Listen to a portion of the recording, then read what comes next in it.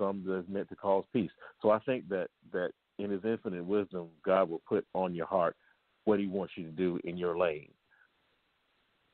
Yeah, definitely. And what do you think, Mbala? Because like I said, you come from the country of Cameroon, and I imagine that your dad being a ambassador probably influenced some of what you do even on the musical side. So you probably feel in your case that you are been kind of trained to incorporate some of those elements in your music based on who your dad was. I think that I thought that too when I started. That was what I believed, and then I just felt like everything felt better when I was creating the music that was, like he said, just truest to who I am. And I mean, I'm going to borrow from Nina Simone here. I know she had a quote that spoke to me, and she said, it's an artist's duty to reflect the times.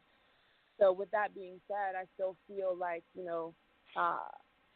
to reflect your perspective of the time. And I think that's also, that's relative, for everybody. There could be so many things going on at one time, and everybody could be experiencing a different part of it. So, your choice to talk about, love in a certain time may be,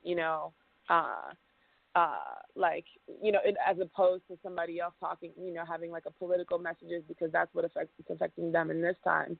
I don't think that those things are mutually exclusive or cancel each other out or make either less important than the other. And one of the other things I'm curious about from both of you, and actually we actually played a spot before about a guy that is definitely a friend of this show and everything, but he talks about smooth jazz, and I know that Larry is a big fan of what he considers straight-ahead jazz. And within the hip-hop movement, there is also the different divisions and everything. And I was wondering, as both of you, as musicians, how do you address this? Because I know sometimes people get, in my opinion, too caught up in the divisions of whatever the musical form is, whether it's smooth versus straight ahead, whether it's standard hip-hop versus non-standard, for lack of a better term, or West Coast versus East Coast. And I was just wondering, as performers yourselves, how do you avoid these kind of, what in my mind seems to be artificial kind of divisions that the media or whoever wants to create? Ladies first. I want to think about that. I don't think that I make it a point to avoid anything. I think that I'm fortunate to be part of a generation that is creating so many lanes and embracing so many lanes. I'm fortunate to have the perspective of the most important thing being authentic being authentic to myself. So I just create, and whatever comes of that comes of that. And I think that by just being naturally such like a multifaceted, multicultural person, anyone would be hard pressed to try to put me in a box. So yeah. And what would you add to that, John? My thoughts on the topic are pretty complicated, to be honest. I was raised as kind of an elitist, and this is my word, an elitist jazz musician, because when I was coming up in the music, I was around some people who I won't name, but everybody knows who they are, who set me on a course of where I should listen and how I should view music that was not consistent with what they thought I should listen to and what they thought I should view as being credible. Where I land on that now is that I am a proponent of anyone who takes music seriously, takes what they're doing seriously, takes their craft seriously, and studies it. That is, there are some people, and just to get directed to the point that I believe you're getting at, there are some people who will listen to smooth jazz who might mention any number of smooth jazz artists' names as among their favorites, but they don't know who John Coltrane is. They don't know who Cannonball Adderley is. They don't know who Charles Mingus is. So for me, perhaps this is where I sit as a performer. and as an educator. But for me, the problem lies there. No one should ever allow, and I hate to use him because his name always comes up, but I mean, it is what it is. No one should ever say to me anything about a Kenny G one way or another unless they can also tell me the name of one John Coltrane recording.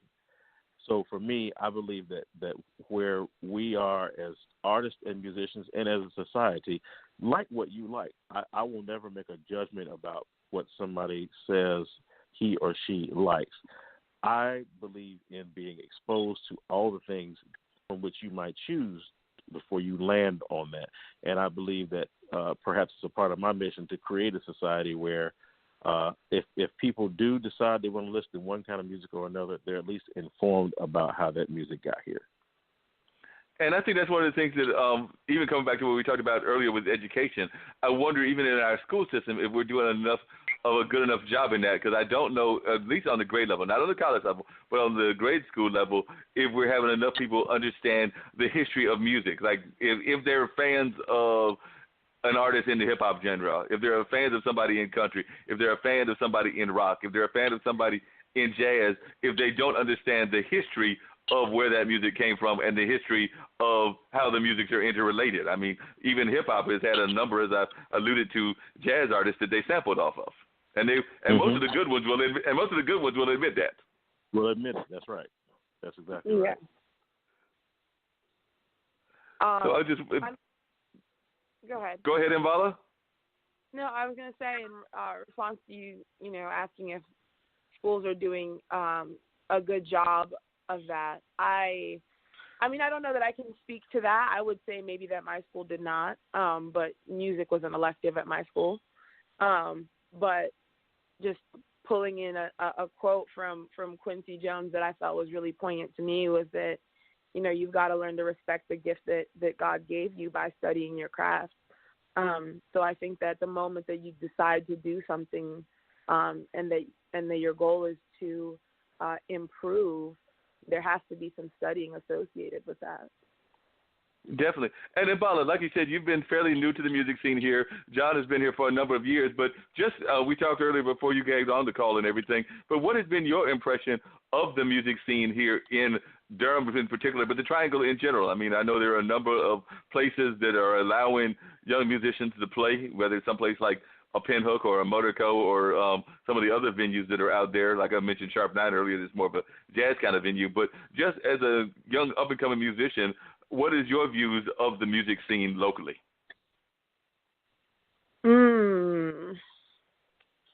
I think that the music scene is very, very, very rich in talent. I think that there's a lot of work to be done in terms of learning how to support one another and how to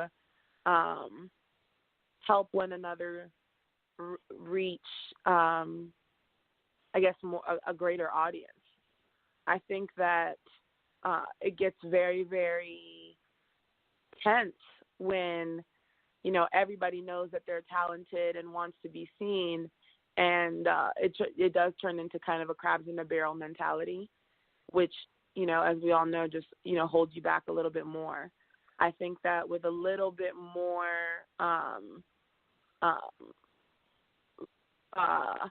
with a little bit more motivation to explore all the other roles of the industry and all the ways that we can support one another, I think that the scene could really, really see a lot of success. And John, she actually brings up some good points, because I know that in the past I've had people that have been part of, say, different charrettes and things where they've talked about the art scene in general, and then there's been some great networking and some great opportunities for people to connect, but then there doesn't seem to be enough follow-through in my mind. And I was just wondering if you think that that's true. And then the other thing that I know I've heard people complain about is the fact that to some degree some of our festivals get stuck on certain artists and certain artists only. So like the meaning that they bring in the same artists on a routine basis, or if they bring in even national acts, they bring in some of the same ones, and then that leaves other people out. And then even on the radio side, I know that that's one of the big industry charges, is that a lot of times our local artists are not as supported as they should be by some of our big radio stations. So I know that's a whole lot of things to unearth and unravel and everything, but I just wanted your assessment of some of these, and of course I'll hear more from Mbala as well. Well, I think that there is enough going on in Durham in particular, and even more when you expand that to the Triangle, that there's an opportunity that could be presented for anybody. Durham has kind of been a place where musicians and artists and creative people gather, and we were talking about responsibilities a second ago, and I think that there is a conversation to be had for people who are presenting one form of art or another, to be inclusive, to honor what their vision is for what that thing that they are starting, and of course that thing that they are most likely funding. But I think that some responsibility is required for at least being aware of who's right here under your nose, who is helping create the audience that is going to support your festival, helping develop that audience who is going to appreciate the people you bring, because in many instances, it is those people who are helping to sustain the environment that creates those people who are going to come and pay bigger tickets for a national act. I think that there's a lot that can be done to support who's here locally, regionally, in addition to who one might bring in nationally. And yeah, as far as the repeated people coming, that's the presenting side is a unique and a different animal all its own. I'd simply say, from an artist perspective, knowing what we all do, the sacrifices that we all make, and the commitments that we all make to where we live, that I think that should at least be in the conversation when presenters are going about doing whatever it is that they do. Because one of the things that still amazes me, and I'm curious to hear from both of you about this, is I'm still amazed sometimes at the lack of respect sometimes that some of our presenters, not all of them, but some of them give to the artists in general. Like, they will want the artist to come and bring an audience with them, whether that's being associated with Duke, whether that's being somebody unique like yourself, Mbala, but then they will be wanting to pay pennies. Is that to me? For both of you. I will yield. Mbala? I think that in the same way that we are talking about the importance of doing your research and studying your craft, I think we can have the same conversation about studying the industry that you're going into. And so that goes for all the people who are in positions where they would like to be supporting local artists. So if you're putting on a show and, you need a promoter, understanding what the role of the promoter is, et cetera, understanding how to, monetize the event, calculate the, the capacity, et cetera, et cetera, et cetera, and set goals for yourself in terms of revenue so that you can pay the artist. So I think there's so much to be said about the supporting roles and the effort and the knowledge that needs to go into those to be able to really create the ecosystem that we would all love. I don't think it's necessary for lack of a desire to do that. I do think that it's more for lack of expertise or research. And I would agree with that, and that's something that even I think you would agree with, John, is that sometimes I wonder whether enough of our people that are wanting to get into these fields have done enough research in terms of like just learning basic things. Like I said, I know that there are continuing education courses at Duke, there are continuing education courses at Durham Tech, even at Central, I believe. But I sometimes wonder if everybody sees the glamour of the music industry and automatically wants to get involved with it without necessarily doing the research. No matter what people may think of where Art of Cool is now, that is the one thing I will give Al and Cicely credit for when they first created it, was they seem to have done some serious, and part of that was Cicely's background, they seem to have done some serious market research